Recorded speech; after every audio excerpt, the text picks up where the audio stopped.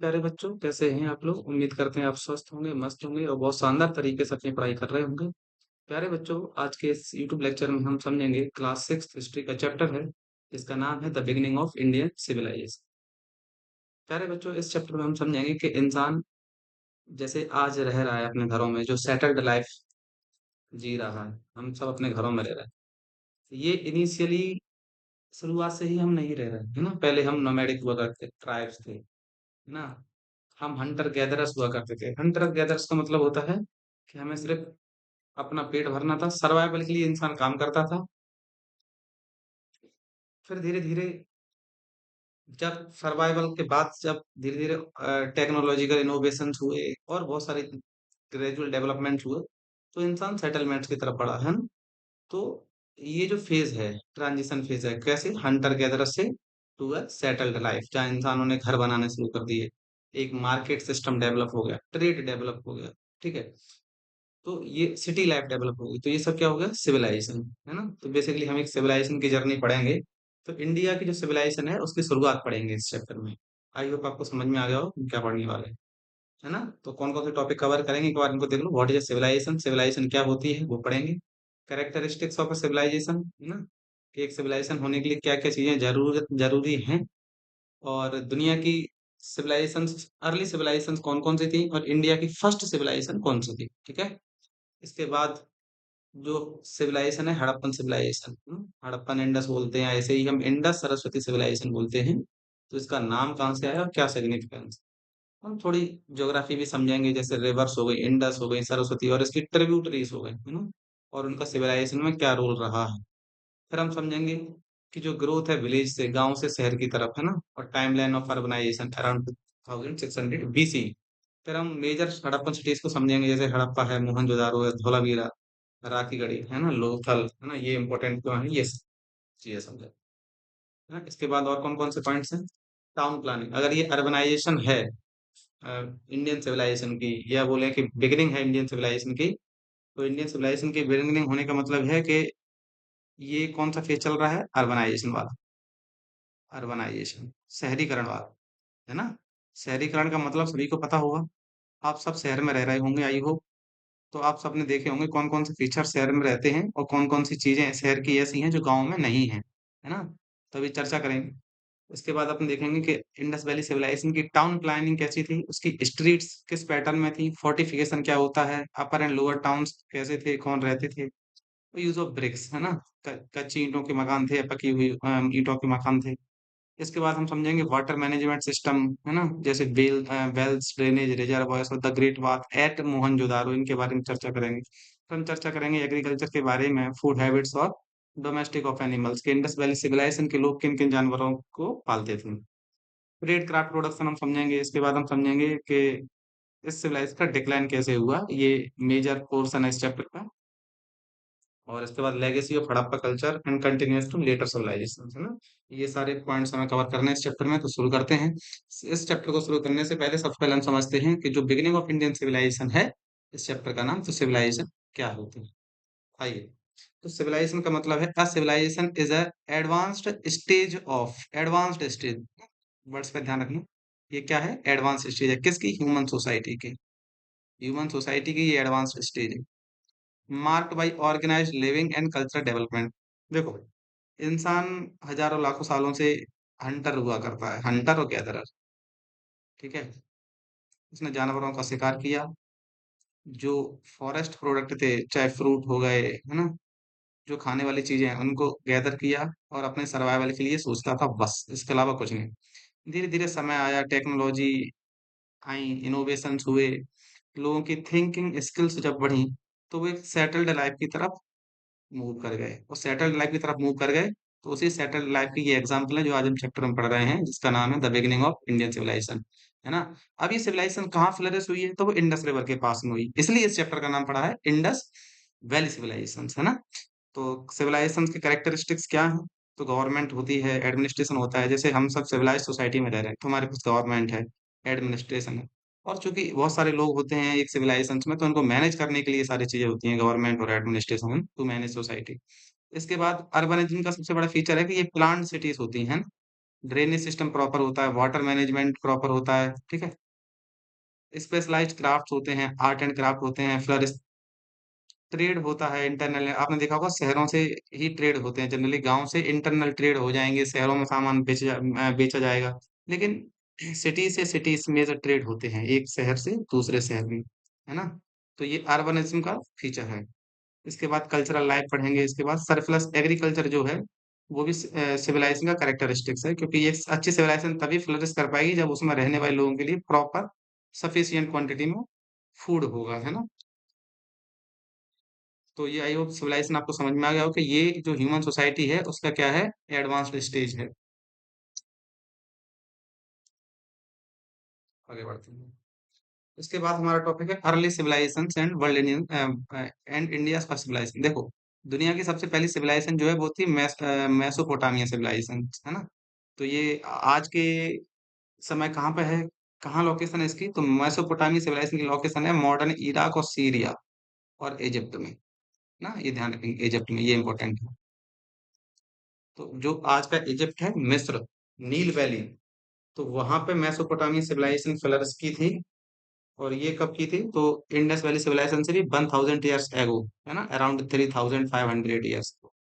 तो Indus valley civilisation कब हुई थी, कब सेटल्ड हुई थी, तो 2500 बीसीई, ना, ये इमर्ज हुई थी इस टाइम। और मेसोपोटामी सिविलाइजेशन 4000 बीसी, तो लगभग 1500 साल इंडस वैली सिविलाइजेशन से भी पुरानी है। आज से कितनी है, तो मैं आज आपको थोड़ा सा ब्रीफ डिस्क्रिप्शन दे दे रहा हूँ। जैसे सपोज करो ये टाइमलाइन है, ठीक है।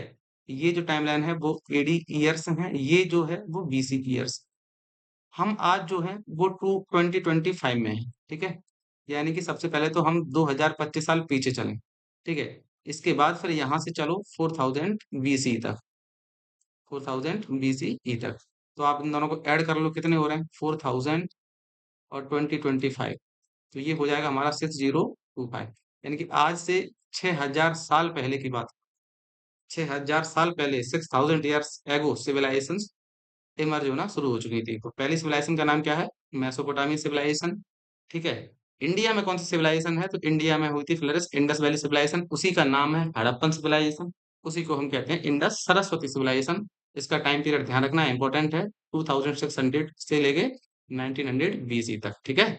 इंपॉर्टेंट है, कभी अगर ये 2500 बीसी लिखा हो तो कंफ्यूज मत होना, बहुत सारे हिस्टोरियंस ने अलग अलग अपने टाइमलाइन दिए हुए हैं। तो ये जो इंडस वैली सिविलाइजेशन है दुनिया की सबसे पुरानी तो नहीं है, लेकिन सबसे पुरानी सिविलाइजेशन में एक सिविलाइजेशन है, ये ध्यान रखना, है ना। तो जो हमारी इंडस वैली सिविलाइजेशन है दुनिया की सबसे पुरानी सिविलाइजेशन में एक, और इंडिया का पहला अर्बनाइजेशन है ना। पहला अर्बनाइजेशन का मतलब जहाँ लोग सेटल्ड प्रॉपर प्लानिंग से रह रहे थे, है ना। जहाँ सारे फैसिलिटीज अवेलेबल थी, सोसाइटी बहुत ऑर्गेनाइज थी, है ना। ऐसा नहीं कोई भी कहीं भी रह रहा है, कोई रूल्स रेगुलेशन नहीं थे, प्रॉपर जैसे सोसाइटी में हम आज रहते हैं ऐसी सोसाइटी में उस समय लोग रह रहे थे। तो टाइमलाइन दी है कि ये 4000 आपके एनसीईआरटी में 4000 बीसी में मेसोपोटामियन सिविलाइजेशन की बिगिनिंग होती है, ठीक है। इजिप्टियन सिविलाइजेशन की होती है 3000 बीसी और 3500 बीसी। बाकी इंडस वैली सिविलाइजेशन की शुरुआत होती है 2000 बीसी की, है ना। और कहीं कहीं अगर 2500 लिखा हो तो डोंट गेट कंफ्यूज, एक ही बात है। अब बढ़ते हैं आगे।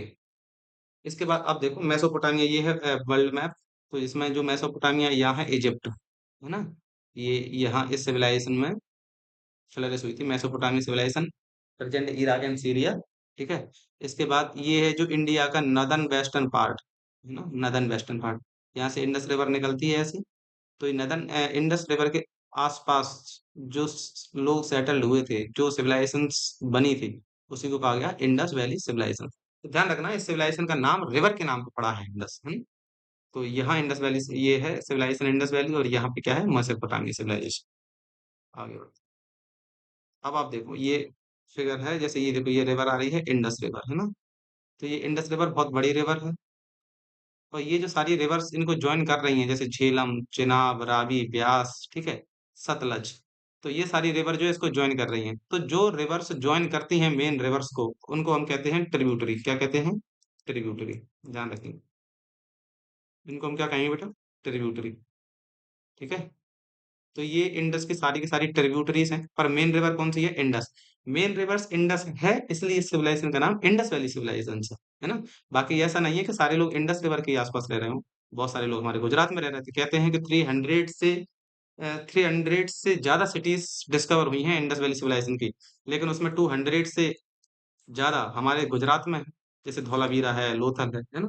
तो बहुत सारी हैं, पर सबसे मेन रिवर कौन-सी थी? इंडस। इस वजह से सिविलाइजेशन का नाम पड़ा इंडस। इसका मतलब ये नहीं है कि प्रॉपर सब इंडस के ही पास में लोग रह रहे हैं, झेलम के पास में भी रह रहे हैं, चेनाब के पास में भी, रावी, ब्यास, सतलज के पास में।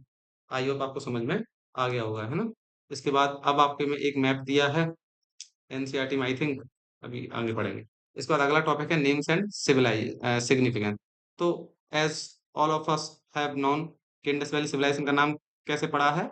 इंडस रिवर के नाम पे पड़ा है, ठीक है? तो हड़प्पा सिविलाइजेशन इसलिए नाम पड़ा है क्योंकि देखो, इंडस वैली सिविलाइजेशन नाम आई होप समझ में आ गया होगा, तो ये इंडस रिवर के नाम पे पड़ा है, ठीक है? इस सिविलाइजेशन में सबसे पहली सिटी जिसकी डिस्कवरी की गई, फिर से सुनो, इस सिविलाइजेशन में सबसे पहला शहर जिसकी डिस्कवरी की गई, वो था हड़प्पा। कौन सा था? हड़प्पा। हड़प्पा सिविलाइजेशन की डिस्कवरी किसके नदी के पास की गई थी? तो ये रावी नदी के पास की गई। तो चूंकि सबसे पहला शहर जो खोजा गया वो हड़प्पा था, इसलिए इस सिविलाइजेशन का दूसरा नाम हो गया हड़प्पा सिविलाइजेशन। बोलो बात समझ में आई कि नहीं आई? है ना?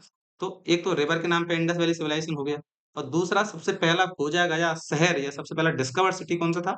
हड़प्पा। इस वजह से इस सिविलाइजेशन का नाम क्या रख गया? हड़प्पा सिविलाइजेशन, ठीक है?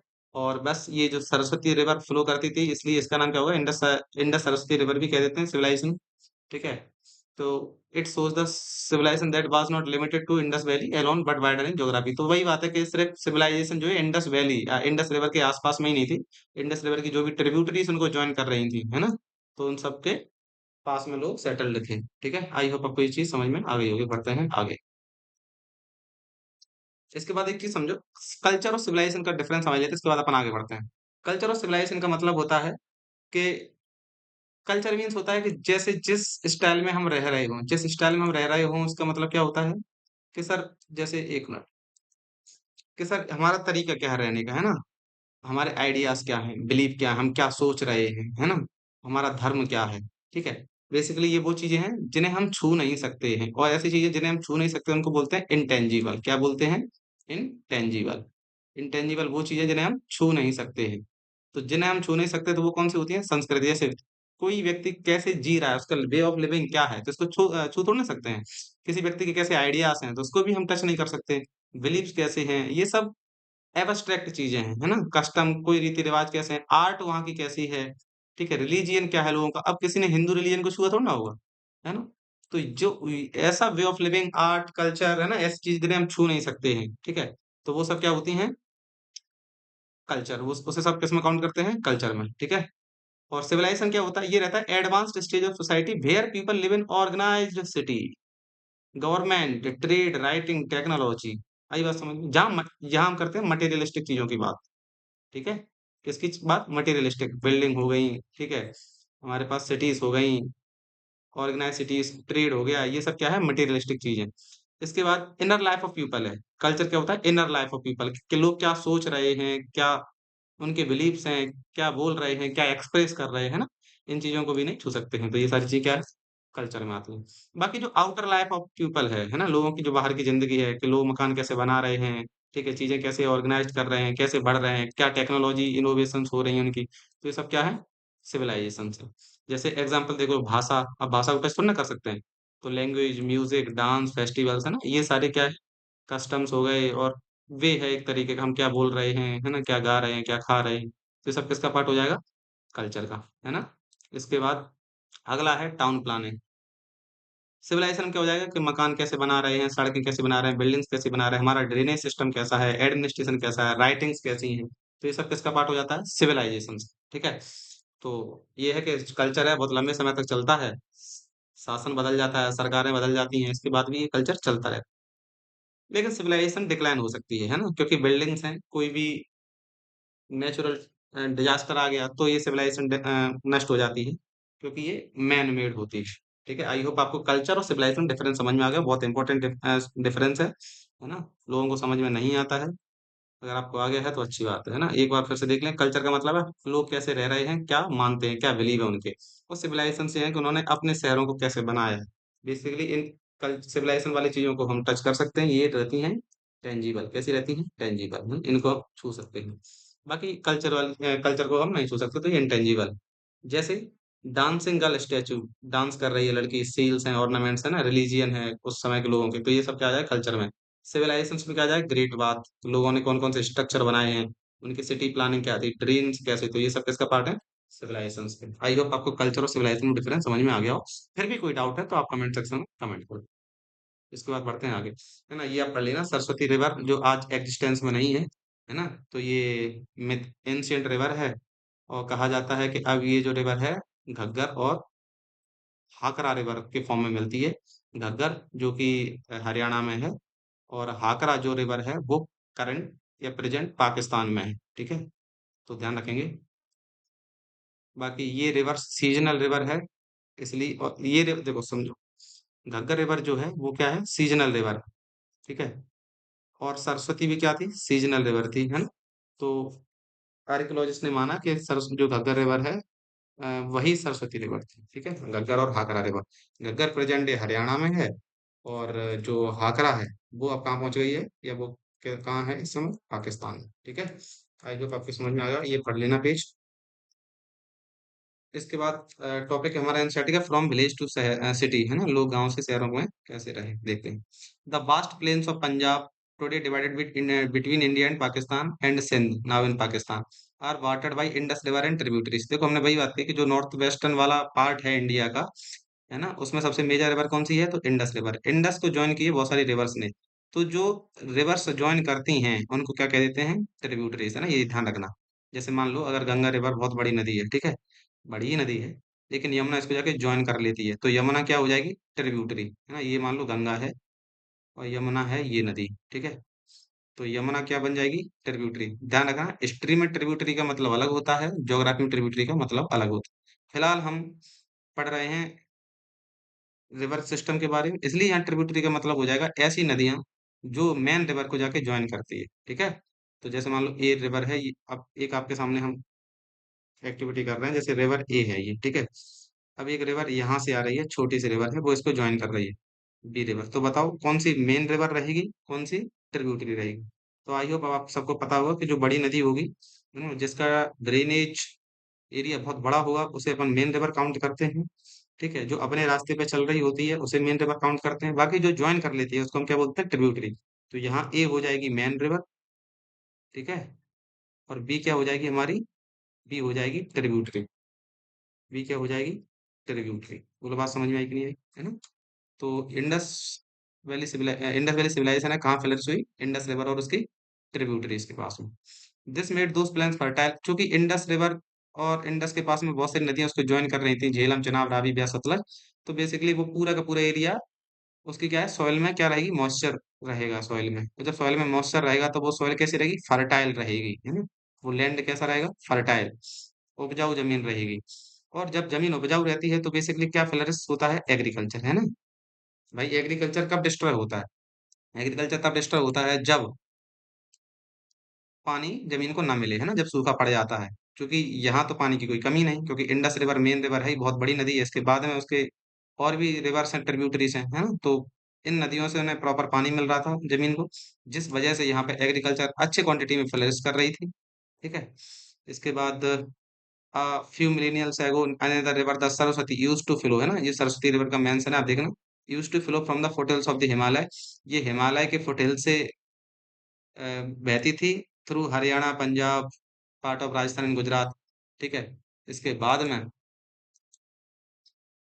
इन this whole region from about 3500 BC villages grew in towns, जो छोटे छोटे गांव थे ये किस में तब्दील हो गए, शहरों में तब्दील हो गए, with increasing trade and other exchange. और धीरे धीरे जो विलेज थे वो किस में तब्दील हो गए, शहरों में तब्दील होते गए, ठीक है।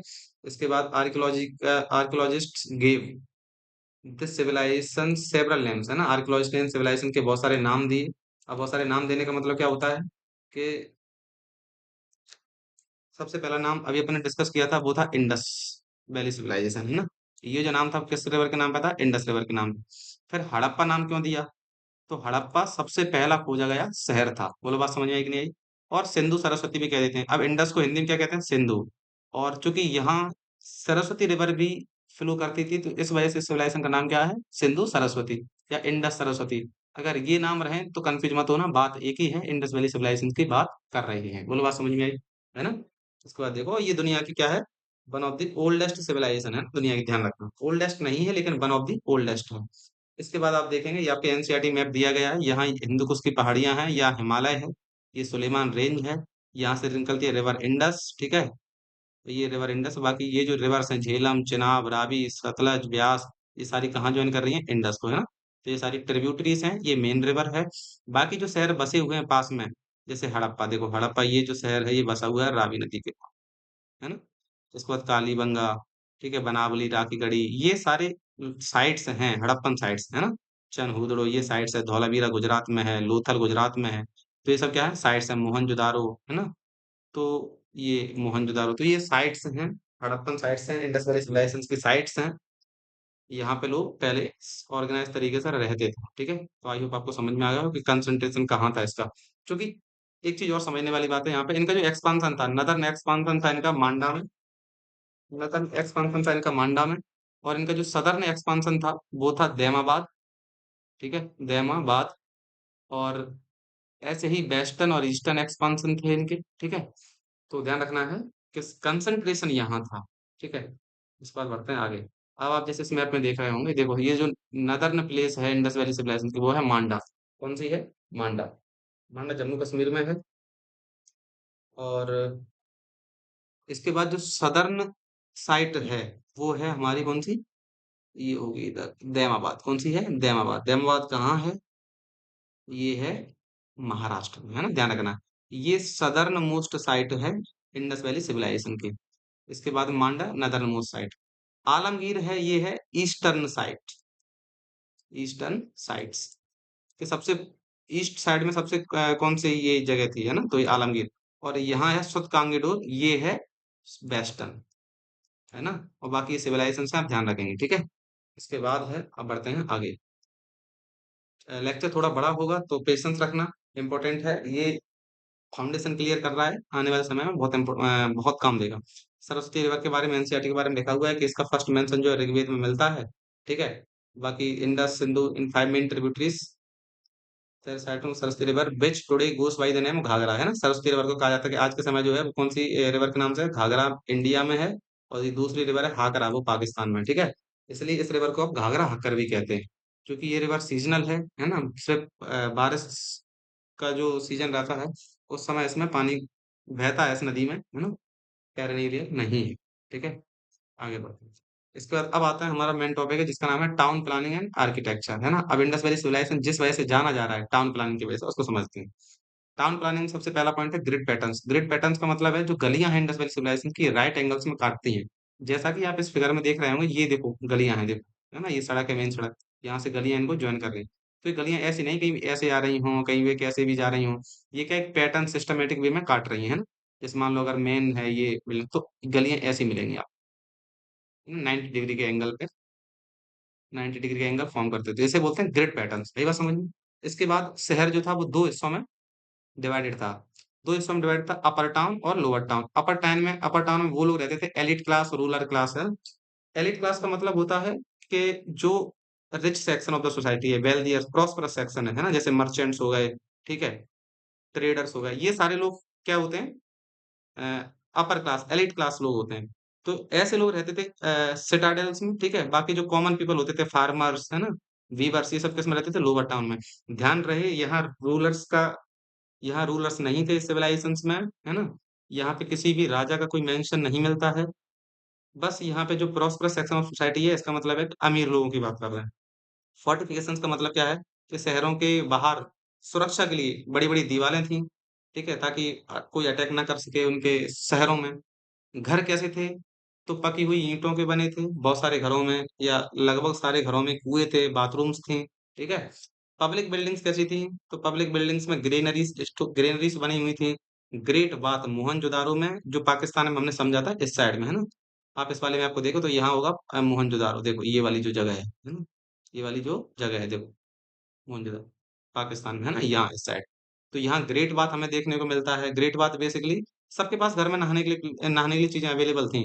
पर ये ऐसा था कि जनरली रिचुअल्स जो होते हैं, है ना, जब कोई रिचुअल्स किसी कोई धार्मिक सभा हो रही हो, सम्मेलन हो रहा हो, तो बेसिकली पवित्र स्नान के लिए ग्रेट बाथ का बिल्ड किया गया था। तो इससे ये पता चलता है कि सिविक सेंस थी, इक्वालिटी थी, है ना? और कलेक्टिव प्लानिंग थी, ऑर्गेनाइज़ सोसाइटी थी। जैसे अब आप देखें ये जो ग्रेट बाथ है मोहनजोदारो का, है ना? ऐसा कुछ ऐसा दिखता है।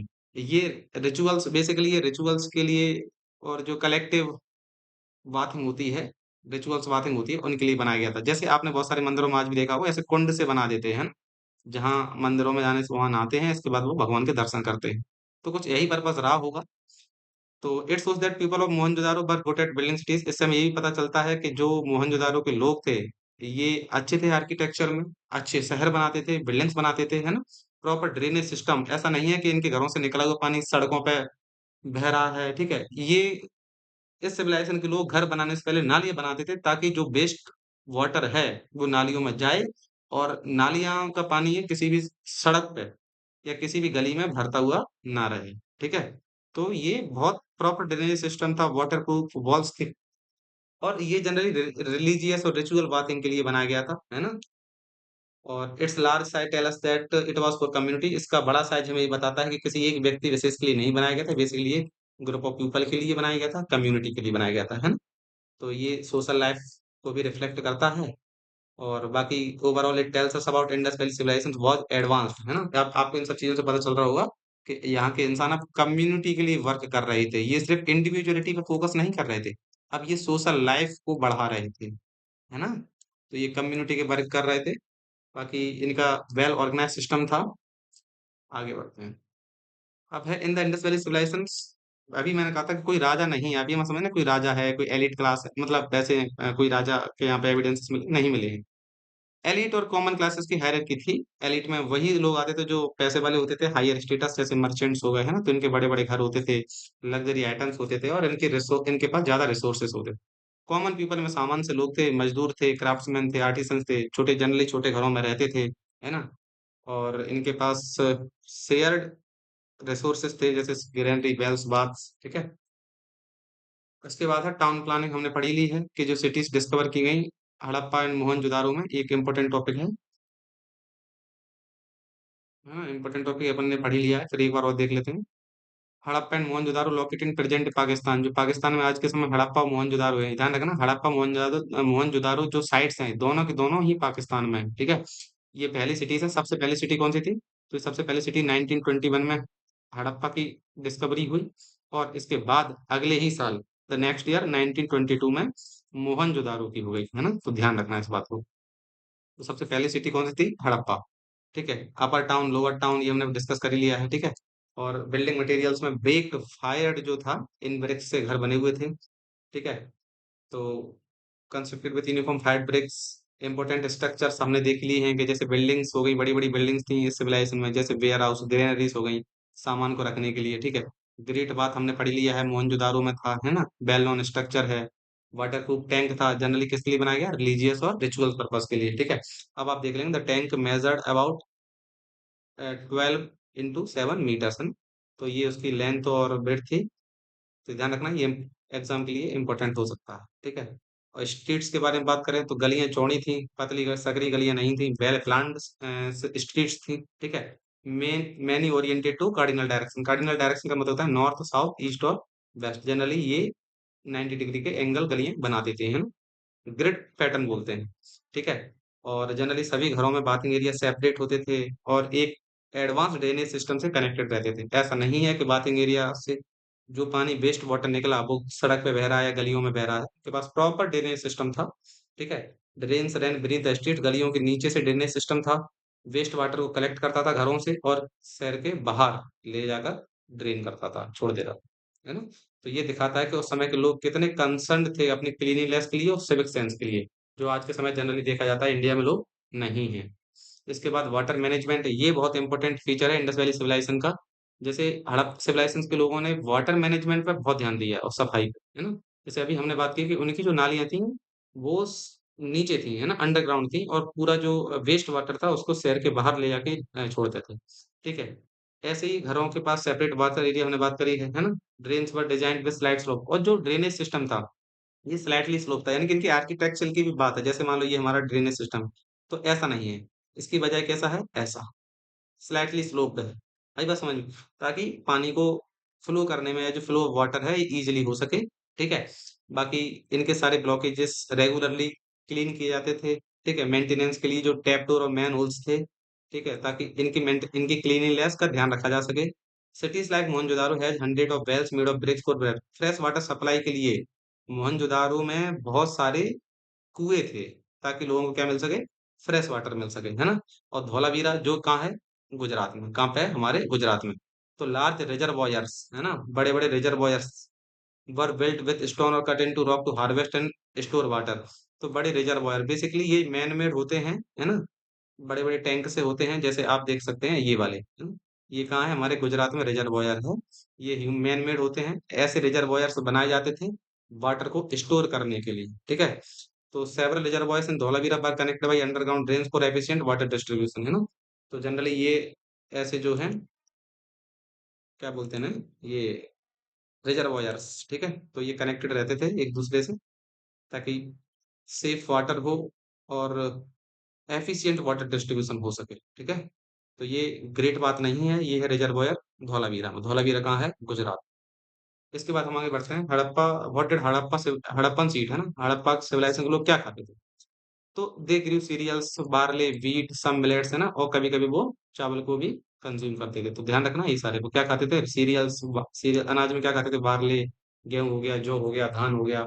ठीक है।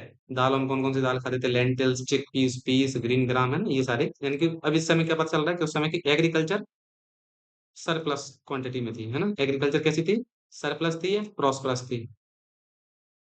क्योंकि पहले इंसानों के पास खाने को कुछ नहीं था। ठीक है, वो हंटर गैदरर्स थे, शिकार किया, जानवरों का खा लिया, पेड़ पत्तों से जो मिला वो खा लिया। लेकिन अब देखा, इंसान के पास वैरायटीज अवेलेबल हो गई, है ना। लोगों के पास वैरायटीज अवेलेबल हो गई, वो गेहूं, जौ, धान, ये सारी चीजें खा रहे हैं। ओकेजनली चावल का भी यूज कर रहे हैं। ठीक है, दालों को कंज्यूम कर रहे हैं। और ये वो लोग थे, यूरेशिया में पहले लोग थे, इंडस वैली सिविलाइजेशन के, जिन्होंने कॉटन ग्रो किया। ठीक है। जो कॉटन के कपड़े आज बनते हैं, कॉटन को ग्रो करने वाले सबसे पहले लोग कौन से थे, इंडस वैली सिविलाइजेशन के, ना। ये इंपॉर्टेंट पॉइंट है, ध्यान रखना। और यूरेशिया की बात कर रहे हैं, यूरोप और एशिया की, है ना। तो vegetables and fruits included dates, खजूर थे, अंगूर थे, है ना, ये सारी चीजें हैं। वेजिटेबल्स और फ्रूट्स कौन कौन से थे, तो ध्यान रखना, कुकुम्बस, ब्रिंजल्स, पॉसिबली मैंगो भी। तो their diet was rich in spices, वो स्पाइसेस का भी यूज करते थे, जैसे टर्मरिक, जिंजर, गार्लिक, क्यूमिन, वो बिल्कुल। अब बताओ, आप इन सारी चीजों को समझो कि खाने में जो उनकी डाइवर्सिटी थी फूड हैबिट्स में, आज के समय कितनी ज्यादा मैच कर रही है ना। तो आज हम जो चीजें खा रहे हैं, वो लोग आज से 5,000 साल पहले खा रहे हैं। ठीक है। तो देखो, दे डोमेस्टिकेटेड एनिमल्स इंक्लूडिंग, है ना, वो कौन कौन से जानवरों का उन्होंने डोमेस्टिकेट किया, पालन किया। मतलब उन्होंने कौन कौन से जानवरों को पाला, कैटल्स हो गई, बफेलो, सीप, गॉट, चिकन। ठीक है, उन्होंने, उनके पास मीट था, मीट कंज्यूम करते थे, पिग्स, कैटल्स, बफेलो। इसके बाद डेयरी प्रोडक्ट्स वर वाइडली यूज्ड। ठीक है, उनके जनरली जो पॉट्स थे इंडस वैली सिविलाइजेशन के, है ना, उनमें डेयरी प्रोडक्ट स्टोर करके रखे जाते थे, जैसे अपने गांव में रखे जाते हैं। तो cooking evidence suggest use of tandoori style ओवन्स indicating advanced, है ना, इनका जो एडवांस्ड फूड सिस्टम था, है ना, ये शो करता है कौन सी, तंदूरी स्टाइल ओवन्स। जैसे तंदूरी जो बनती है, आपने शादियों में देखा तंदूरी बनते हुए, ऐसे ड्रम सा रहता है ना, उधर अंदर तंदूरी, उधर आटा बढ़िया रोटी शेप स्ट्रक्चर देके, शेप देके तो चिपका देते हैं। तो ऐसी ही तंदूरी स्टाइल ओवन्स वहां पे हैं, वहां से मिली है, जिससे पता चलता है कि वहां पे क्या है, एडवांस्ड क्यूलिनरी प्रैक्टिस थी उनके पास। तो दे यूज सीसम ऑयल, है ना, ऑयल्स में सीसम का ऑयल यूज कर रहे हैं, फ्लैक्स सीड ऑयल कर रहे हैं कुकिंग के लिए। तो ध्यान रखना, ये फैक्ट है, क्वेश्चन आ सकता है। ठीक है, बनना चाहिए। इसके बाद है ब्रिक्स ट्रेड, है ना, अब उनका ट्रेड फ्लरिश हो रहा है। तो हड़प्पा, अब जब उनका एग्रीकल्चर उनका सरप्लस में है, ठीक है, सेटल्ड सोसाइटी है, तो बेसिकली अब ट्रेड करने की बारी आई। तो ये हड़प्पन जो थे, यानी कि हड़प्पा सिविलाइजेशन के लोग थे, वो एक्टिवली एंगेज थे ट्रेड में, है ना, अपने आसपास के शहरों में ट्रेड करने में, साथ में ही जो दूर दराज के क्षेत्र हैं वहां भी। यानी कि हड़प्पा सिविलाइजेशन के कितने सारे शहर हैं, वो आपस में ट्रेड करते थे, इंटर ट्रेड, और उसके बाद में इंट्रा ट्रेड करते थे। कहने का मतलब है कि वो अदर सिविलाइजेशन से भी ट्रेड करते थे, है ना। तो दे trade goods both by lands, जमीन के रास्ते से भी ट्रेड करते थे, सी रूट से भी ट्रेड करते थे। जैसे अभी लोथल का हम पढ़ेंगे, लोथल जो गुजरात में है, वहां से ये लोग शिप्स के जरिए अपना सामान भेजते थे, है ना, लोथल में डॉक यार्ड है। ठीक है। तो यहाँ पर पढ़ेंगे, तो ये जो ट्रेड करते थे, लैंड रूट से भी करते थे और सी रूट से भी करते थे। ठीक है। तो इमेजिन करो कि उस समय की सिविलाइजेशन कितनी फ्लरिश रही होगी, कितनी एडवांस रही होगी, जो हम चीज़ें आज यूज़ कर रहे हैं, वो लोग 5000 साल पहले कर। तो द सिविलाइजेशन है ट्रेड रिलेशंस विद मेसोपोटामिया, जो हमने पढ़ा है कि जो मॉडर्न इराक में सिविलाइजेशंस थी मेसोपोटामिया, उसके साथ भी ट्रेड रिलेशंस थे, ठीक है? एंड पर्सिया के साथ भी थे। ईरान, पर्सिया को क्या बोलते हैं? ईरान। आज का प्रेजेंट नाम पर्सिया क्या है? ईरान, है ना? और regions like Afghanistan, coastal settlement such as Lothal, है ना? And had dockyard built to facilitate, अभी हमने बात की ना कि डॉकयार्ड जो है वो कहाँ है? लोथल में, ताकि क्या हो सके? मैरीटाइम ट्रेड फैसिलिटेट हो सके। मैरीटाइम ट्रेड का मतलब होता है ऐसा ट्रेड जो सी रूट के ज़रिए से किया जाए, है ना? पानी के रास्ते से, समुद्र के रास्ते। अब ये इम्पोर्टेंट फैक्ट है, हड़प्पन से एक्सपोर्टेड गुड्स। अब हड़प्पन किस चीज़ का ट्रेड करते थे? तो हड़प्पन जो थे वो कौन-सा सामान बेचते थे? ऑर्नामेंट्स हो गए, है ना? बीड्स हो गए, मन के, है ना? जनरली बीड्स कैसे हैं मैं आपको एक बार दिखा देता हूँ, बीड्स तब आगे अपन बढ़ते हैं। बीड्स जो है ऐसे, है ना? ये बीड्स होती हैं। तो ये हैं, ये लोग खुद भी पहनते थे और इनका एक्सपोर्ट भी करते थे, ठीक है? तो आई होप बीड्स समझ में आ गए होंगे। इसके बाद देखो कॉटन, है ना? जब चूँकि इन्होंने कॉटन उगाया तो ये कॉटन का भी टिम्बर वो लकड़ी होती है जिसका यूज़ बिल्डिंग्स, है ना? नाव बनाने में किया जाता है। ये नदी ये जो लकड़ी है टिम्बर, ठीक। इसके बाद में है पॉसिबली गोल्ड, है ना? और चूँकि गोल्ड भी उस समय था तो हो सकता है कि गोल्ड को भी एक्सपोर्ट करते हों। इन रिटर्न क्या इम्पोर्ट करते थे? तो इम्पोर्ट का मतलब होता है क्या सामान आता था देश में उस समय के सिविलाइजेशन में, तो कॉपर आता था, ठीक है? Which was less common in their homeland, क्योंकि कॉपर हमारे यहाँ कम था, इसलिए हम किसका इम्पोर्ट करते थे? कॉपर। एक्सपोर्ट किन चीज़ों का करते थे? तो आई होप आप सबको समझ में आ गया। ऑर्नामेंट्स हो गई, बीड्स हो गए, कॉटन, टिम्बर और पॉसिबली गोल्ड्स, ठीक है? इम्पोर्ट किसका करते थे? कॉपर का। इसके बाद thousand of carved seals made from steatite, है ना? स्टेटाइट एक मटेरियल है, हज़ारों सील बनाई गई इससे, ताकि एक आइडेंटिफिकेशन हो सके, है ना? जब जैसे मान लो एक मार्केट है, मार्केट में हर तरीके का सामान आएगा, तो अब कैसे पता चलेगा कौन-सा सामान किस एरिया से आया? तो हर एरिया की कोई न कोई उसके लिए पहचान के लिए, आइडेंटिफिकेशन के लिए कोई न कोई सील, कोई कॉइन्स, कोई किसी तरीके के मनी का यूज़ करता था, है ना? तो हमारे यहाँ जो यूज़ की जाती थी सील्स, वो ऐसी थी इंडस वैली सिविलाइजेशंस में, ये ना आप देख रहे होंगे, है ना? जनरली इन पे जो एनिमल्स थे, ये डिपिक्टेड रहते थे इनकी पिक्चर्स। ये सील है पशुपतिनाथ, है ना? तो ये सील्स कहाँ पाई गई हैं? मेसोपोटामिया सिविलाइजेशंस में पाई गई, जिससे ये पता चला कि हमारे इंडस वैली सिविलाइजेशंस के लोग किस साथ ट्रेड कर रहे थे? मेसोपोटामिया सिविलाइजेशंस के लोगों के साथ। बोलो बात समझ में आई कि नहीं आई? ठीक है? इसके बाद बढ़ते हैं आगे। तो जनरली ये सील्स में किसके फिगर्स होते हैं? एनिमल फिगर्स के होते हैं, जैसे यूनिकॉर्न, बुल्स, टाइगर्स, ठीक है? अनडेसिफर्ड राइटिंग सिस्टम। अनडेसिफर्ड राइटिंग सिस्टम का मतलब होता है यहाँ इन लोगों ने जो भी लिखा हुआ है ना? या इन लोगों ने जो भी लिखा है, राइटिंग सिस्टम इनकी जो भी रही है, वो आज तक पढ़ी नहीं जा सकी। यानी कि हमारे जितने भी आर्कियोलॉजिस्ट हैं, हिस्टोरियंस उस राइटिंग को या उस लैंग्वेज को क्या नहीं कर सके? डिकोड नहीं कर सके। बोलो बात समझ में आ रही? जब उनको डिकोड नहीं कर सके, तो बस हम एज़ अ सिंबल देखते हैं कि हाँ, ये सील्स थी, ये ऐसे सिविलाइजेशंस में ये आइडेंटिफिकेशन के लिए ये सील्स चलती थी। पर उन पे क्या लिखा हुआ है, ये नहीं पता, है ना? तो अनडेसिफर्ड हैं राइटिंग सिस्टम्स, ठीक है? तो कैसी हैं? अनडेसिफर्ड, है ना? जिसको डिकोड नहीं किया जा सका। Trade help spread cultural and civilize, क्योंकि जब ट्रेड फ्लरिश होता है तो इससे नहीं सिर्फ सामान जाते हैं, इसके साथ ना सिर्फ सामान ही नहीं जाता है, इसके साथ में आइडियाज जाता है ना? कल्चर शेयर होता है ना? Basically it led to globalization, है ना? It led to globalization. तो ग्लोबलाइजेशन की जड़ें भारत में 5000 सालों से हैं। इसके बाद trade network connected various Harappan cities and lake civilization with another ancient culture. और चूंकि हड़प्पा सिविलाइजेशन जो है वो खुद में ही एक सबसे ओल्डेस्ट सिविलाइजेशन है, और ट्रेड नेटवर्क्स ने ही हड़प्पा सिविलाइजेशन को जो अदर ओल्ड सिविलाइजेशंस हैं जैसे मेसोपोटामिया सिविलाइजेशंस उनके साथ में कनेक्ट किया, ठीक है? तो ये हो गया। इसके बाद हम पढ़ते हैं डॉकयार्ड लोथल, है ना? डॉकयार्ड लोथल देखो, आप देखो ये है डॉकयार्ड, है ना? डॉकयार्ड वो एरिया होते हैं जहाँ पे शिप्स आते हैं और वहाँ पे शिप को लोड किया जाता है और अनलोड किया जाता है, ठीक है? तो देखते हैं first dockyard in the world, दुनिया का सबसे पहला डॉकयार्ड है। Well plan dockyard showing the Harappa's advanced engineering skills, है ना? इसके बाद the dockyard was used to load and unload ship, यहाँ ये ध्यान रखो। जो डॉकयार्ड है उसका यूज़ किसमें किया जाता है? लोड करने और अनलोड, जहाज के अंदर सामान भरने के लिए और जहाज को सामान उतारने के लिए, ठीक है? Helping the city trade with other regions including Mesopotamia. आप समझो ये डॉकयार्ड की जरूरत क्यों पड़ती है? देखो सीधी बात है, जैसे मान लो ये जो एरिया है ये हमारे पास लैंड है, ठीक है? और ये जो है ये वाटर बॉडी है, सपोज करो, है ना? अब यहाँ है गुजरात हमारा, ठीक है? अब गुजरात के इधर कौन-सा सी है? तो अरेबियन सी है। समुद्र में ये पता नहीं होता है कि ये जो अंदर गहराई है वो कितनी है ना? तो ये जनरली सेफ नहीं है डायरेक्ट किसी भी जहाज को यहाँ खड़ा करने के लिए लॉन्ग टाइम में, है ना?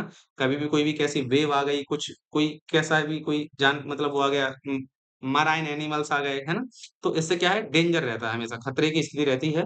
इस वजह से ये डॉकयार्ड्स का निर्माण किया जाता है, बिल्ड किए जाते हैं, ताकि यहाँ पे क्या रहे, पानी रहे, लेकिन उनकी गहराई ज़्यादा ना हो, ताकि जहाज ईज़िली आ सकें और यहाँ पे लोड और अनलोड हो सकें। बोलो बात समझ में आई, डॉकयार्ड क्यों बनाए जाते थे?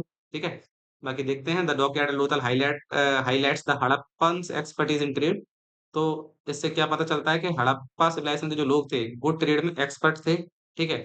ना कि सिर्फ लैंड रूट से ही ट्रेड करते थे, बल्कि समुद्र से भी, यानी कि जो मैरीटाइम ट्रेड भी करते थे ये लोग, है ना? Water management and urban planning. I hope आपको ये चीज़ समझ में आई होगी। इसके बाद बढ़ते हैं आगे, तो ये है डॉकयार्ड, है ना? तो चूँकि ये जो कनेक्टेड रहता था कैनाल्स के ज़रिए, नहरों के ज़रिए से कनेक्टेड रहता था बड़ी वाटर बॉडी से, जैसे अरेबियन सी हो गया। वहाँ से कोई शिप आया, लोडेड या अनलोड होने के लिए यहाँ खड़ा होता था, यहाँ से सामान भरता था। इसके बाद वो वापस सी रूट से दूसरे देशों में जाता। बोलो बात समझ में आई? इसके बाद आगे है, ये देख सकते हैं आप, है ना? ये पुराने समय में टूल्स और पॉटरीज़, कार्नेलियन बीड्स, ये मनके हैं, मालाएँ जनरली लोग इन्हें पहनते थे। ईज़िली अवेलेबल थी इसलिए पहनते थे।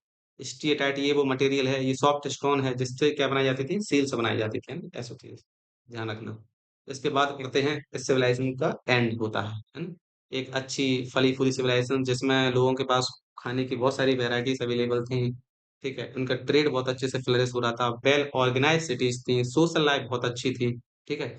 अब इस सिविलाइज़ेशन का दुखद अंत होता है। तो अराउंड 1900 बीसीई जो इंडस सिविलाइज़ेशन है या हड़प्पन सिविलाइज़ेशन, ये डिक्लाइन होना शुरू हो जाती है। बहुत सारे शहर खाली हो गए। जिन शहरों में कभी भीड़ थी, जिन शहरों में कभी चहल-कदमी थी, आज वो शहर खाली हो चुके हैं, लोगों ने छोड़ के जा चुके हैं। अब लोग शहरों से छोड़कर रूरल लाइफ़स्टाइल की तरफ पहुँच चुके हैं। छोटे-छोटे गाँव में रहने लगे, बड़े-बड़े शहरों की बजाय। गवर्नमेंट और जो एडमिनिस्ट्रेशन था, इन शहरों को देखता था, वो आज गायब हो चुका है। शहर खाली हो चुके हैं। कारण क्या रहे, आज तक अननोन है। बस कुछ आर्कियोलॉजिस्ट ने कारणों को जो है गैस किया है, उनमें सबसे बड़ा कारण है कि क्लाइमेट चेंज रहा होगा। तो कहते हैं कि एक global climate shift from 2200 BC caused reduced rainfall, कि क्लाइमेट चेंज ऐसा हुआ कि रेनफॉल कम हो गया, बारिश कम हो गई, जिसकी वजह से नदियाँ जो थी वो सूख गई। बेसिकली जिसको हम सुनते हैं ना सरस्वती रिवर, है ना? ये नदी सूख गई, इसमें पानी नहीं रहा और आस-पास के जो शहर थे, उनमें रहने वाले लोग थे, है ना? वो माइग्रेट कर गए, ठीक है? जब एनवायरनमेंट रेस्पेक्ट हुआ तो खेती डिफिकल्ट हो गई, जिससे क्या हुआ, लोग माइग्रेट कर गए, शहरों को छोड़ गए। सरस्वती रिवर डाइंग ऑफ, ना सरस्वती रिवर की मृत्यु हो गई। The central basin of Saraswati river dried up, नदी सूख गई। अफेक्टिंग सिटीज कालीबंगा और बनावली जैसे शहरों को अफेक्ट किया, प्रभावित किया, जिससे वहाँ के लोगों की डेथ हुई या लोग उस शहर को छोड़ गए, है ना? और चूंकि हिस्टोरियंस ने बहुत सारे और भी रीजंस दिए हैं, किसी ने कहा है कि इसमें अटैक हो गया था, है ना? तो जनरली इनके अटैक को इसलिए वैलिड पॉइंट नहीं माना जाता है क्योंकि उस समय ऐसे कोई वेपन्स नहीं मिले हैं जनरली कि जो अटैक करने वाले हों, है ना? तो जब इतनी प्रॉपर और प्रॉस्पेरस सिविलाइजेशन थी तो इसके कोई वैलिड पॉइंट्स नहीं मिले, इसलिए अटैक को वैलिड पॉइंट नहीं माना जाता है कि ये कारण रहा हो। तो कभी आ जाए आपके एग्जाम में लिखने के लिए तो आप ये लिखेंगे कि climate change was the main reason of declining Indus valley civilisation.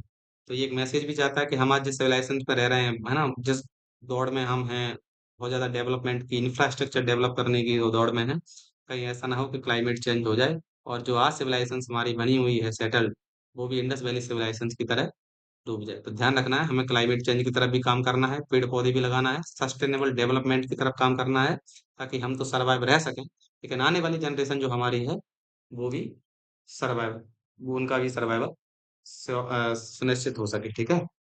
और इसके बाद बढ़ते हैं आगे। अरे भाई! बहुत हो गया?